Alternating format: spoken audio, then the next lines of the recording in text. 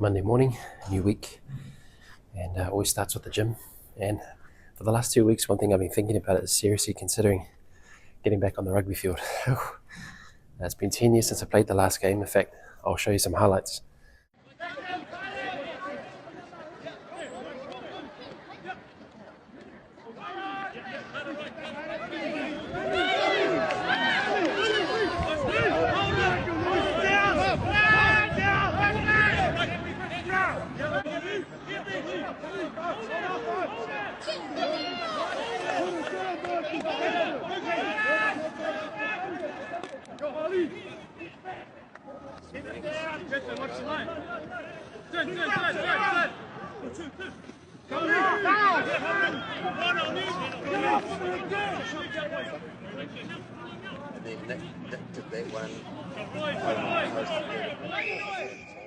And so that clip was from 10 years ago, and I've never been the biggest guy in the field.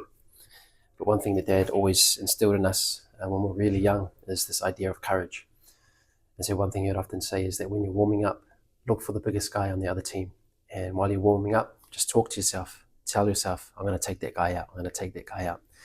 And the whole idea was that if you can take out the biggest guy, you can take out any of the guys. And so we grew up with this mentality and this kind of idea of courage. And so that's just carried with me in every area of life. And then when I came to faith and I understood and began to read about the importance of courage in our journey and being strong and courageous, it was very easy to translate over, so to speak. And so, yeah, that's part of what I'm thinking. It's part of my thoughts at the moment. Seriously considering jumping on. And if I want to do that, I've got about 8 or 9 months. And so, yeah, 8 or 9 months to get myself ready and do that. So, yeah, we'll see how we go. But for the meantime, start the morning with gym, and then I'll bring you along on my Monday morning.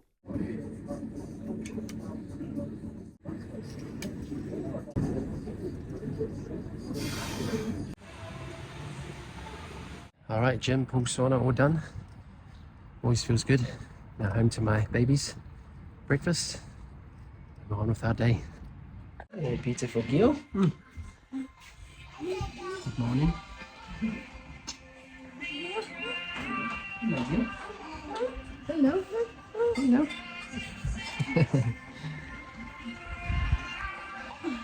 Hello, Miss Liliana. Hello.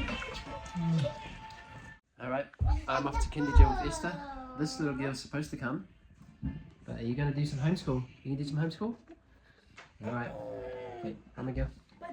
Come on, boy. Love you. Bye, Daddy. Bye. See you guys soon. Yes, bye. Bye, little man. Ta-ta. Bye to the goodness, Charlie. All right. There's always one who has to teach you a little bit more about patience and love and goodness and all of that. And that's Miss Liliana. So you've seen her on a few other videos. She's different. Still valuable, still special, but different. So it's just, hello my girl. It's just me and Miss Esther. You ready to go Kindy gym? Yay, let's go. All right, we are off to Kindy gym. Oh, nada. Yeah, Kindy gym. Oh, yeah. She's having one of her big deal moments where she's calling the shots. So.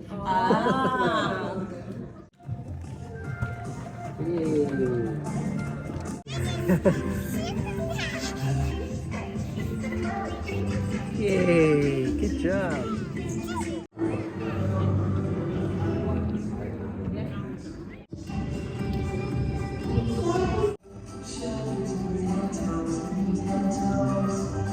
All right, back home, Esther's having a nap, so great. And one of the things that I'm doing now is I'm working on a workshop that I'm running in my Goodness Journey community this week called The Light and Easy Lifestyle. And I'm really excited for this because this is where we're just going to be unpacking and sharing what it means to live in the light and easy yoke of Jesus. And what does that look like in present day real life? And the light and easy yoke is something that we're living in. And we've learned that this is not just some thing that you live in your next life. It's not just for future, it's for now. It's a present day reality that we can live in now. And so like I said, we've been living in this. And so this week we're running a workshop with our Goodness Journey community members and coaching clients and just unpack what it means to live in this lifestyle and give some real practical, hands-on truths, so to speak, to help people just to make that shift, because there is an exciting shift happening at the moment. And I'm just really excited to get this going. It's also the first workshop where I've put out guest invite spots to those who are not part of the Goodness Journey coaching community. And so that's going to be really, really fun as well. So I'm taking time. I've got a whole bunch of slides that I got to get through just to help present that. But I'm really, really excited for this workshop. So get into it.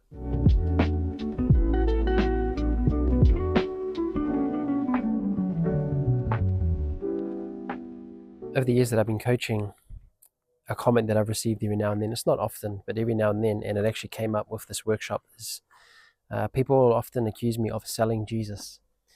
And so what typically happens is that they will turn the scripture, freely receive, now freely give, and they turn it into a stone to throw at you to criticize what you're doing. And this has happened in my coaching journey, and it's always been interesting. At first, it used to really upset me because it's a question of your character and your nature. And in many ways, what they're implying is that you are exploiting believers and that you're trying to sell Jesus. But when it came up this time, I realized that actually what's going on here is that there is a gap. And there are people who are desiring something deeper, but they can't put a name to it. And so often what's happening here is that a lot of individuals who are still stuck in religion, they feel entitled then that you must give your whatever it might be, in my case, coaching, that I must do it for free. And so that's often where that kind of comment comes from, is that they, beneath the surface, this is what they're desiring, they're looking for, but because it's packaged in a way that they don't expect or the way that they say it should be, they turn scripture into a weapon and now they start throwing stones at you. And so I've had it happen in just, a number of times where Esther's awake, where people have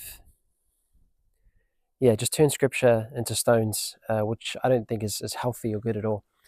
And so I just want to be really clear on this. And I know I don't need to explain myself, but I do want to say, at least for those who are confused, because I had one person, and this is the first time ever somebody has actually sought to seek understanding and clarity, and I really honor that. And so for that person, if you end up watching this video, you know who you are, and I just want to honor you. And so I'm not speaking to you, but I'm speaking to people like you who may be confused on this, because I've received comments from religious critics, so to speak, who now accuse me of selling the gospel, selling Jesus. But here's the thing. The gospel is never for sale. The gospel is free, and it's something that Jesus already paid for. So I'm not offering salvation. I'm offering support. That's what my coaching is. So there's a big difference. And so when people accuse me of selling the gospel or of selling Jesus, what they're unknowingly doing is they're putting me on the same level as Jesus, as if I'm somebody who can provide salvation or give the gospel. And that's foolish. If I was ever to do that, that would be heresy. That would be wrong. So I'm never selling the gospel. I'm never selling salvation, because I never can. But what I do offer is I offer support. And I offer support for those who are humble, who are hungry, and who are ready to go deeper.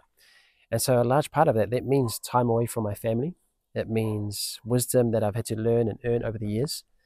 And it also means me providing really structure, space, strategy, tools to help people step into the goodness that God has already freely given them. And so this comes after, and I believe that part of the gap, it's a gap of a lack of discipleship. And so people are craving something deeper. They don't know where to find it.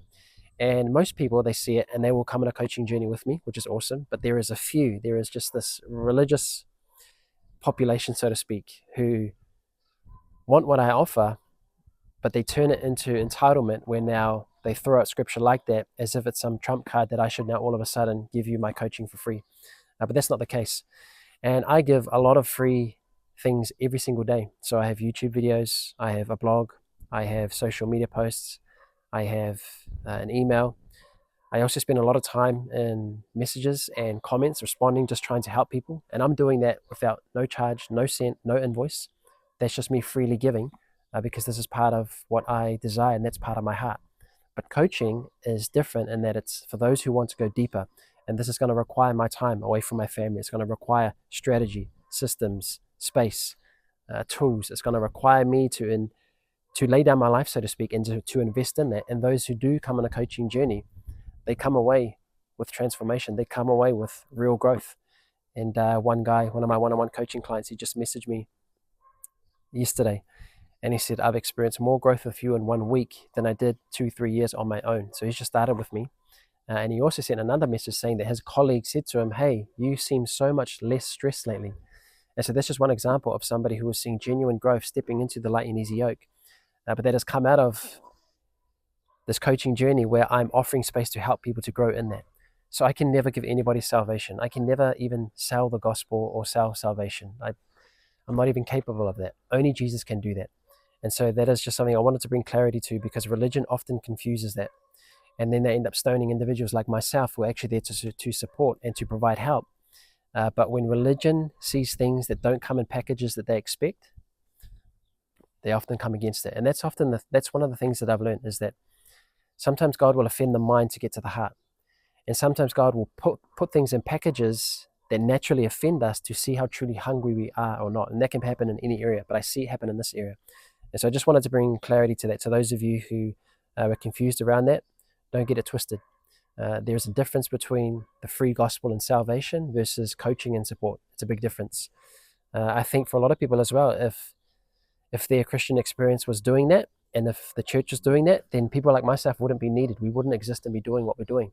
But obviously there is a gap, and that's what I'm speaking to, is that there is some sort of gap here, and people are looking for that deeper, for that richer, for whatever that might be, experiences in God. And so that's why I've positioned myself and my journey in the coaching. One day I'll share the full backstory of how I got into this coaching space, because I think once people hear that, they would be humbled to realize, okay, like I should never criticize this, or I should never come against this, because it was the wisdom of the Father that's led me in this way. And so that's ultimately what it comes down to. I'm just doing what I see my Father doing. And so for this season, I'm in the coaching space, and I provide space, strategy, support to help people in their journey with Jesus. But I'm not Jesus. I'm not selling Jesus. I'm not trying to offer or charge for Jesus. I'm just providing real space, strategy, and support for people to walk in that. So just wanted to clarify that. And so for those who are confused, hope that makes sense. And for those who maybe you're called to the same space, I want to encourage you, go for it, because there's obviously a big need, and you may be called to help fill that space with your good Father. So go for it as well. And then to the critics, specifically the religious critics, bless you. Like I said, I have so much free resources there. You're welcome. Help yourself. But if you're here just to bring more religious noise and guilt tripping and to throw stones, then I kindly invite you to scroll on, to take it elsewhere, because this is not the space for that.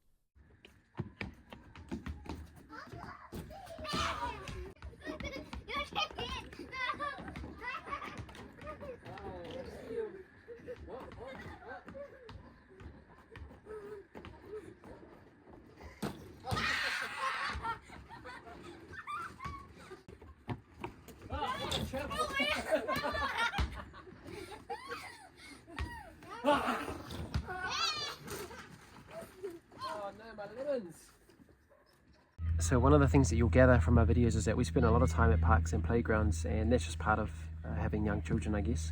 But these two, the older ones, they've got piano lessons a bit shortly as well, so we thought we might as well stop off at the park before we head to their piano lessons.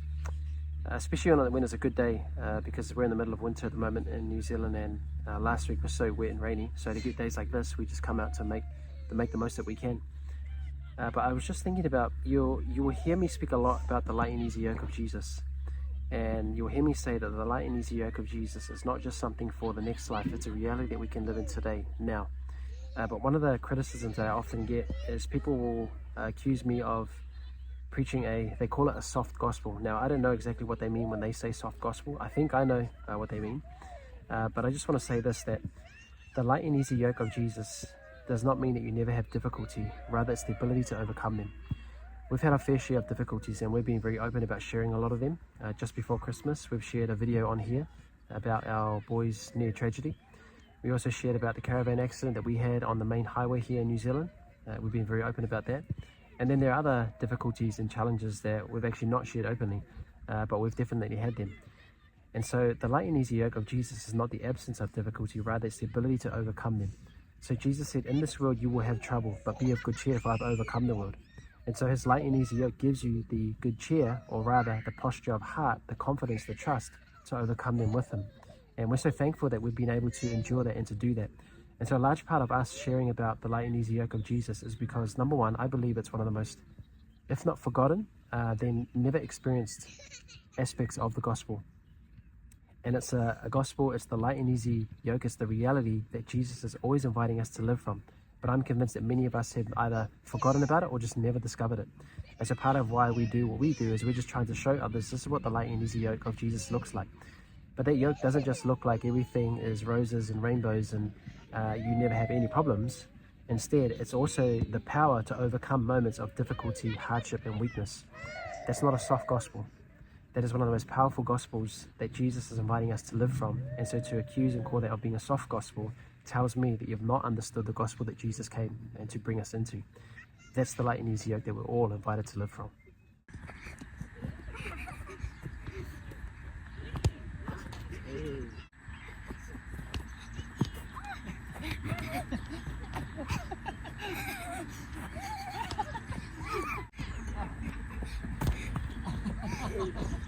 Piano lessons all done, and they got some little gifts from their teacher because she has a new. So I got to choose any sharpener. These are sharpeners. These are little sharpener, and then a bouncy ball. And we got to choose a bracelet, but I gave my bracelets to Leona, and then she gave us a certificate. Nice. So their teacher is found a new full-time job. So this was their last session with her. So we're going to find a new piano teacher. Okay, Miss Esther. Okay. Nice.